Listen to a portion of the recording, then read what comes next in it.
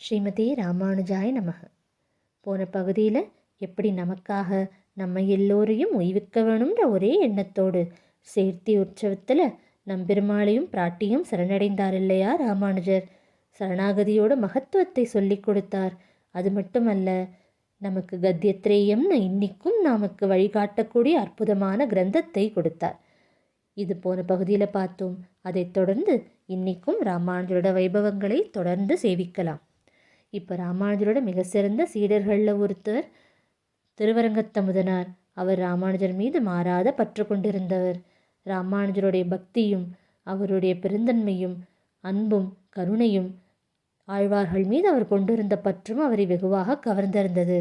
அதனால் அன்னைக்கு எப்படி முதற்கவிகள் நம்மாழ்வாருக்காக பாசுரம் எழுதினார் இல்லையா, கண்ணின் சிறுதாம்புன்னு, அதே போல் நம் ராமானுஜருக்காகவும் நாம் எழுத வேணும் இச்சை கொண்டிருந்தார். அவருடைய அந்த இச்சைத்தான் ராமானுஜ நூற்றந்தாதின்னு பிறப்பெடுத்தது. இந்த ராமானுஜ நூற்றந்தாதி இப்போ உடையவர் விரும்பவில்லை. ஆனால் அரங்கன் விடுவதாக இல்லை. அடியவர்களுடைய பிரார்த்தனைப்படி இதையும் ஆழ்வார்கள் பிரபந்தத்தினிடையே இதையும் சேர்த்து அனுஷ்டிக்க வேணும்னு அர்ச்சகர் மூலம் ஆணையிட்டான் பெருமான். இப்பொழுதும் சப்தாவரண திருநாள்ன்றதில் திருவீதி உலா வருவானாம் நம்பெருமாள். அப்போ வாத்தியங்கள் எல்லாம் தள்ளி வைத்து விடுவான். எந்த கோஷமும் கேட்கக்கூடாது.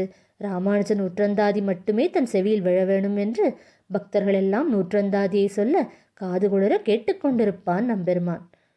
இப்படி பிரபன்ன காயத்ரின்னு சொல்லக்கூடிய அற்புதமான ராமானுஜ நூற்றந்தாதி பிறப்பெடுத்தது. அதனைத் தொடர்ந்து இந்த பக்கம் நம் கூரத்தாழ்வாருடைய செல்ல புதல்வர் இருக்கிறார் இல்லையா, பட்டர். அவரை பற்றி பார்க்கலாம்.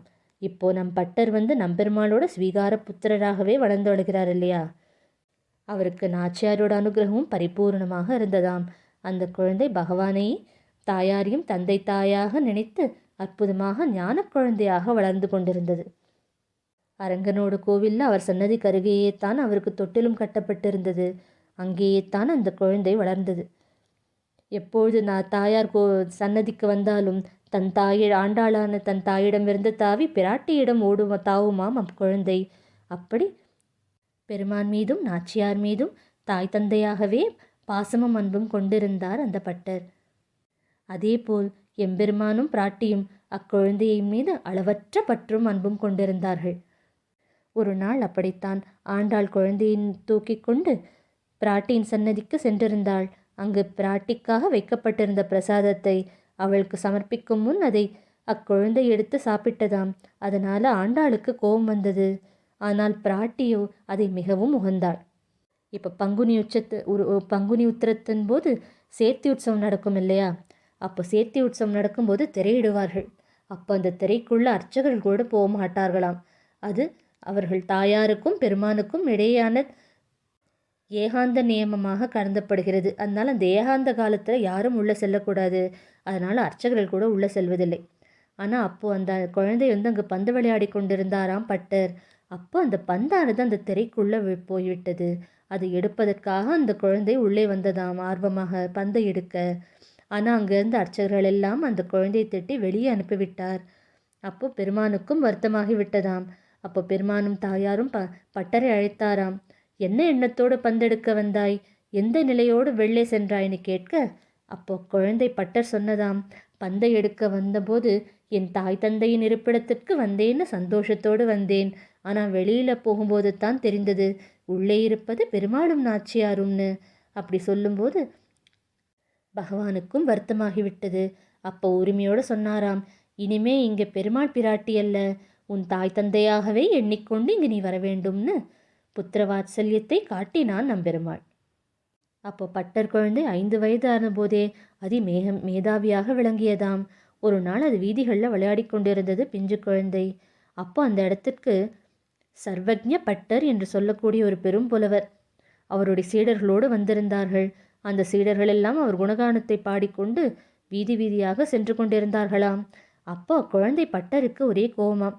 எம்பெருமானார் இருக்கிறார், ஆழ்வான் இருக்கிறார், ஆண்டாள், எத்தனை பேர் பெரியோர்களெல்லாம் இருக்கும் இந்த இடத்துல.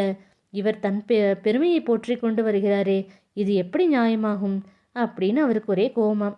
அதனால் இவர் மேதாவித்தனத்தை எப்படியாவது சோதிக்க வேணும் என்று நினைத்ததாம் அந்த பிஞ்சு குழந்தை. அப்போ நேராக வந்ததாம். தன் சின்ன கைகளில் மண்ணை நிரப்பிக்கொண்டு அந்த புலவரிடம் வந்தது. இதில் எவ்வளோ மண் இருக்குன்னு சொல்லுங்கள்னு கேட்டதாம். இப்போ அந்த புலவனுக்கு தூக்கி வாரி போட்டது, பதில் சொல்ல தெரியவில்லை. அப்போ அந்த பட்டர் குழந்தை சொல்கிறதாம், கைப்பிடி மண்ணுன்னு கூட உங்களுக்கு சொல்ல தெரியவில்லையே, உங்களுக்கு எப்படி எல்லாம் தெரிந்தவென்று நீங்களே பட்டம் சூட்டி கொண்டீர்கள்னு கேட்க அவனுடைய அகந்தையெல்லாம் உடைந்து போனது. அப்புறம்தான் பட்டர் யார் என்ற விவரமும் அவன் அறிந்தான். அப்போ சொன்னாராம், பறப்பதின் கொஞ்சு தவழுமோன்னு அவருடைய பெருமை எண்ணி வியந்தாராம். நேர குழந்தையை ஆண்டாளின் ஆழ்வானின் இல்லத்திற்கு அழைத்து கொண்டு வர அங்கே பொன்னாச்சியும் குழந்தைக்கு கண்திருஷ்டி எல்லாம் எடுத்து விட்டாள். இப்படி பட்டரோட வைபவமானது சொல்லப்படுகிறது. இனி தொடர்ந்து அடுத்த பகுதியிலும் ராமானுஜரோட வைபவத்தை தொடர்ந்து சேவிக்கலாம். ஸ்ரீமதே ராமானுஜாய நமக.